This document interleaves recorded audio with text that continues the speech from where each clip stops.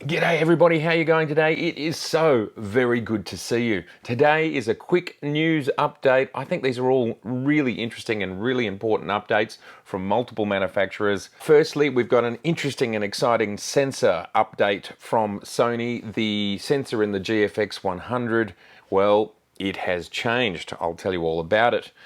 Also, Nikon, as we know, are probably about to drop two Pancake lenses. Well, lo and behold, 9 hours ago as of recording, Sony has just gone and done something very similar. A 24, a 40 and a 50mm Pancake lenses have suddenly appeared. Absolutely fantastic. And further to all of that, Nikon's CFO has come out and said some pretty interesting things. Let's talk about all of that.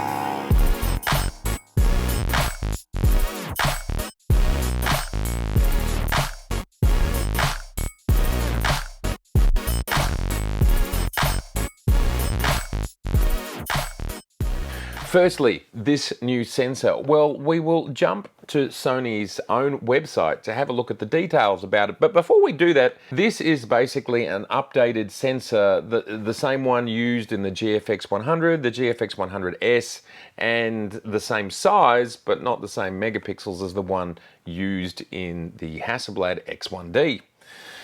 And what have they done here? Well, they have pushed the megapixels. Let's jump to Sony's website. Let's check out Sony's press release in regards to this massive 127 megapixel sensor. So they call it a large format CMOS image sensor with a global shutter function. Now that is absolutely cool. We all like the idea of a global shutter. Now as we can see here, it's a 56.73mm diagonal CMOS sensor, and it's known as the IMX661, which Sony are basically saying it will be in industrial equipment, but obviously these sensors are used for photography as well. This product features an increased pixel count that yields an optical size nearly 10 times larger than the common 1.1 type image sensor. It also features Sony's original global shutter pixel technology, Pregis, which enables capture of motion distortion free. Furthermore, the Sony's original device configuration and interface technology employed enable high-speed image readout at a data rate nearly 4 times faster than conventional products. Sony expects that the new sensor will be used in industrial equipment cameras for a wide variety of applications, will help to solve a variety of complex challenges, thereby contributing to the development of industry. Here is the sensor here. Gives you an idea of its scale up against a centimeter ruler, almost 7 centimeters wide. It will be shipping next month. That's the planned shipment time for this ridiculous sensor. Now, what they've done here is a lot of really cool stuff to make this thing super fast. And we can see here the size of the pixels are getting very small, 3.45 microns. This is how they're getting the high speed by way of having 4 chips on the back here, which allows it to process information very, very fast. And this is actually what the back of the sensor looks like. Absolutely amazing. And just to look at its spec, just to make your eyes water a little bit, 13,000 pixels wide, almost 10,000 pixels high. It's a 46.2 millimeters wide. Interestingly here, you can get 14-bit information out at 12.9 frames per second or 10-bit information out at 21 frames per second. So if this was to be used for video, I think you'd probably have to grab a portion or percentage of the sensor because it can't run fast enough, and there's no 8-bit information here. Perhaps at 8-bit it's then fast enough for video and allows a full sensor readout. Sony, this is a mind-boggling chip. Well done. Now, I suppose what's most interesting to me about all of this is the same sensor that I believe could fit inside the Nikon Z mount. And if this exact version couldn't fit, perhaps a slightly pared down version could fit.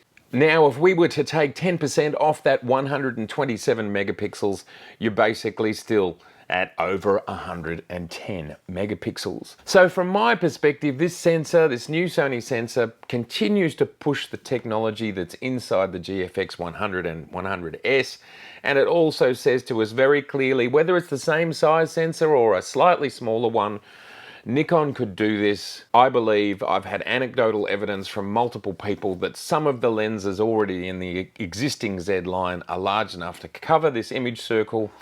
So it continues, from my perspective, to allow us to have hope that this may still happen. And this technology is being developed, further developed by Sony.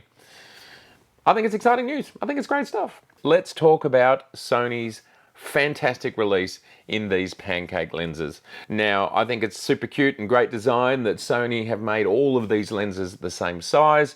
We have a 24 2.8, we've got a 40 2.5 and a 50 2.5 lenses. Now, Sony is saying that these are not replacing any other lenses in their range. This is a specific bunch of lenses. As I said, they're Pancake-esque.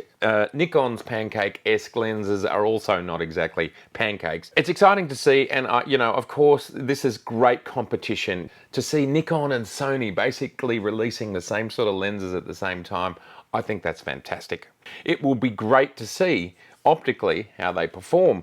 This sort of lens from any company I don't think is the hardest type of lens to make, so I think we can have reasonably high expectations that all of them are going to be great. And of course, in this case, Sony have got out an extra lens. We're only expecting 2 from Nikon, but of course, Nikon's announcement is not formal yet. Well done, Sony, and hopefully Nikon, it probably makes sense that you're not going to release yours the same week because you've got to allow a bit of space for the marketing of your lenses. So perhaps we're going to see the Nikon ones next week, which of course we still continue to talk about it being in the next financial year, which is next week. Hopefully they're available on announcement. Now this segues us very nicely into the comments made by Nikon's CFO. Not only has he talked about the fact that they're expecting Nikon to be in profit next year, they're clearly stating the fact that even with a reduced sized market, and they're totally embracing the fact that the market is reduced,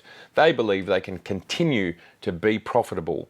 And as we're just about to start that new financial year, we're only a week away from it, the fact that they're coming out and saying they believe they'll be in profit, I think, we're so close to it. They know what's going on. They know what the product line ahead is. We, of course, know about the Z9.